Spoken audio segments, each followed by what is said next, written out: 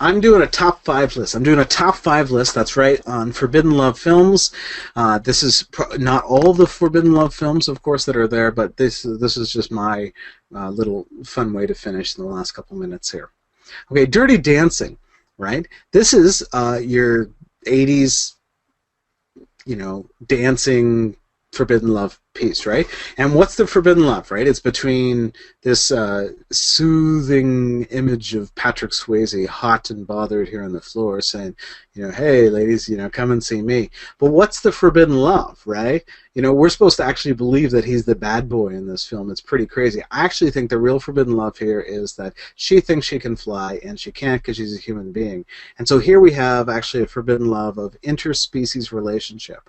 Although it's not a real interspecies relationship, it's a perceived one. She sees herself as being able to fly, a bird-like creature. He's a human. He does his best to support this, but we know that the love affair is going to fail because of these reasons, right? Okay, Forbidden Love number 4, the Royal Tenenbaums. Have you seen this film? Amazing film. I mean, talk about a cast, We've got Danny Glover, Gene Hackman, Bill Murray in that sort of quasi-fake indie phase where he kept doing these indie films that aren't actually indie films but are really big-budget films, just partly made badly. It's April's list of top 3 films. Yeah, that's it, right? We got Gwyneth Paltrow, who's amazing in this film, I think. Ben Stiller, who's just, Ben Stiller. Luke Wilson's just Luke Wilson. But Owen Wilson's great in this film. But we've got this Forbidden Love. Well, what's the Forbidden Love, right? Certainly it's actually not a mismatch in color tone, right? Clearly, these two match when it comes to the clothing that they wear. Like, the whole thing's set in, like, 70s thrift store vintage look. The whole film is pretty awesome. And actually, I noticed for the first time that the stained glass in the window back in behind them there. But what's forbidden, of course, is that they're brother and sister. Now, it's true, she's adopted, but still, they're brother and sister. Forbidden love, it can't happen. And when he finally confesses his love, Mom says, stop it. Okay, good. Now, Forbidden Love number 3, Titanic. This Titanic film, you probably have seen this film. I'm sorry if you have. It was something you had to do in 1997 or 1998. It was a social requirement at the time. The tax base of some cultures were based around having to see this film. Well, Titanic, well, you know the story. I guess that's there. What's the forbidden love here? Once again, this is an interspecies psychological problematic forbidden love. It's between a dorky, kind of sweaty teenager and a woman who thinks she's a bird. Unfortunately, even in love affairs, not everybody gets to fly.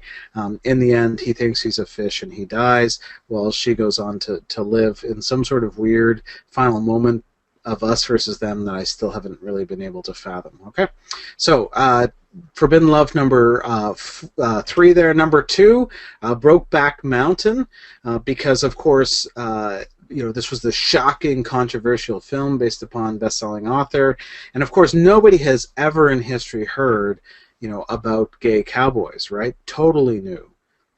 We can't even imagine gay cowboys being part of the cultural legendarium of our culture, or even imagine what a gay cowboy would look like.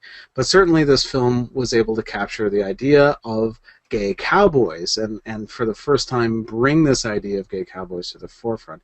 I actually think it's a subtle interspecies forbidden love affair between this dude and his horse. I think that most people are misinterpreting the film.